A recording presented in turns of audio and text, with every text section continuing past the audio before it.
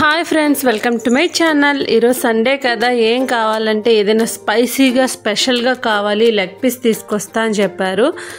అందుకని leg piece biryani చేస్తున్నాను. ముందుగా లెగ్ పీస్ని బాగా వాష్ చేసుకొని సరిపడా ఉప్పు వేసేసుకోవాలి.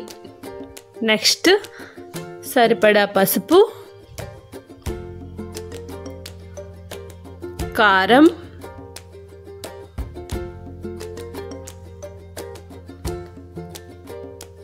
ధనియాల పొడి,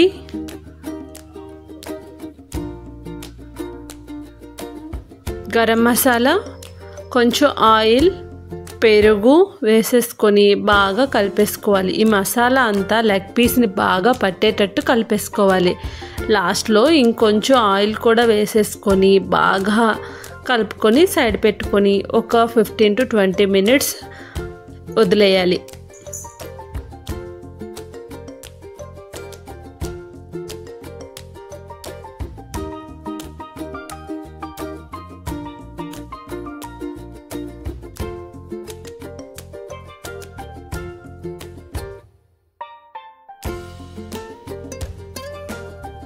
ఇప్పుడు బిర్యానీకి కావాల్సిన రైస్ని తీసేసుకొని బాగా వాష్ చేసి రైస్కి సరిపడా వాటర్ వేసుకొని ఒక 1 hour నానబెట్టేసుకోవాలి.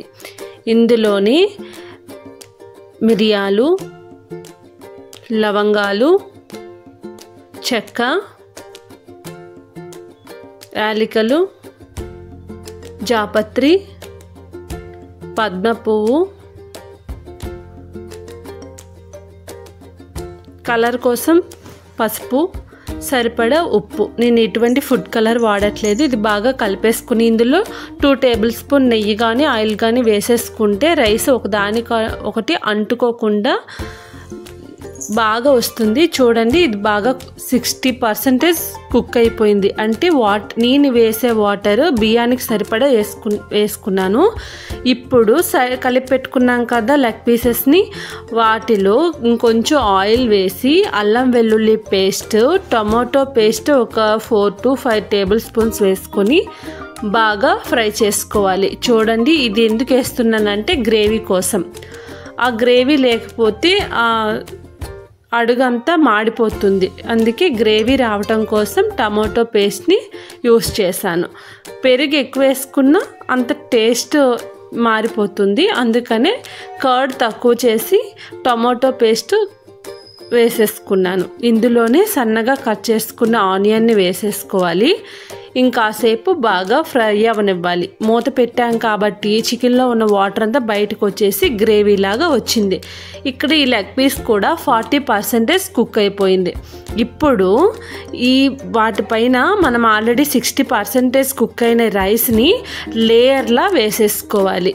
చూడండి, ఇలా లేయర్లా వేసేసుకున్నాం కదా.